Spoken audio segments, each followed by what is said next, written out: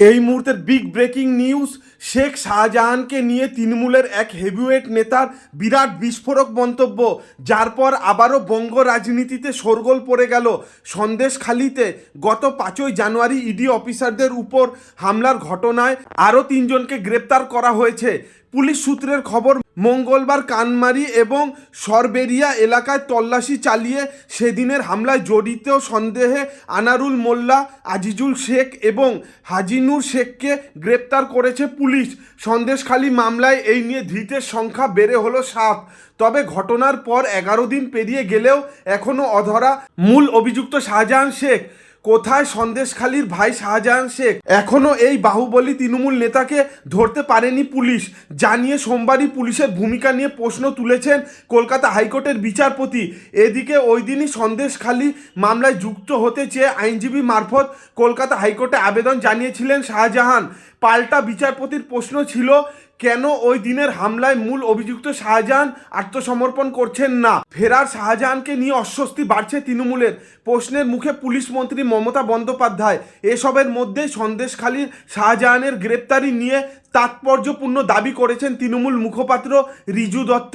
মঙ্গলবারই নিজের এক্স হ্যান্ডেলে রিজু লিখেছেন, শেখ শাহজাহানকে বঙ্গ পুলিশ ও কেন্দ্রীয় সংস্থা খুঁজছে, তার গ্রেপ্তারির সময়ের অপেক্ষা। ওই সোশ্যাল মিডিয়া পোস্টে বিজেপিকে কটাক্ষ করেছেন তৃণমূল মুখপাত্র রিজু।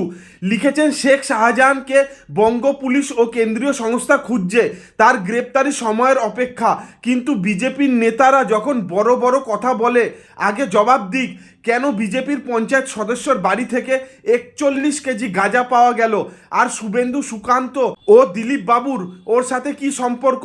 যখন বিজেপি প্রশ্ন করে কেন শেখ শাহজাহান অধরা, তাহলে আগে বলুক কেন বিলকিস বানোর ধর্ষকরা এখনো গুজরাটে অধরা? তাই গাঁজাখোর বিজেপির উচিত আগে নিজেদের পর্দার পেছনের নোংরামি দেখা, তারপর মমতা বন্দ্যোপাধ্যায়ের প্রশাসন নিয়ে কথা বলা। বিজেপি নেতৃত্বের দাবি, শাহজাহান শেখকে পুলিশি আশ্রয় দিয়েছে লুকিয়ে থাকার জন্য।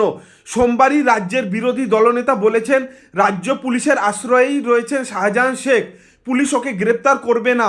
একমাত্র কেন্দ্রীয় এজেন্সির হাতে এই মামলার ভার গেলেই ওকে খুঁজে পাওয়া যাবে। অন্যদিকে গত শনিবার বনগাঁর বিজেপি সাংসদ শান্তনু ঠাকুর দাবি করেছিলেন যে তৃণমূলে শাহজাহান বাংলাদেশের পাশাপাশি রোহিঙ্গা জোগাড় করতে মায়ানমারেও পালাতে পারেন। বলেছিলেন, পুলিশের পক্ষে ওকে খোঁজা সম্ভব নয়, কারণ রোহিঙ্গা গোছাতে শাহজাহান বাংলাদেশ বা মায়ানমারে পালালে ওকে খোঁজা যাবে না। সন্দেশখালিতে যে তুলকালাম হয়েছিল তার দ্বিগুণ করতেই হয়তো ও এই দেশগুলোতে রোহিঙ্গা ধরতে গিয়েছে। পুলিশে শেল্টার দিয়ে ওকে বার করে দিয়েছে। এরা তো অ্যান্টি ন্যাশনালিস্ট, ওর সাজা হবেই।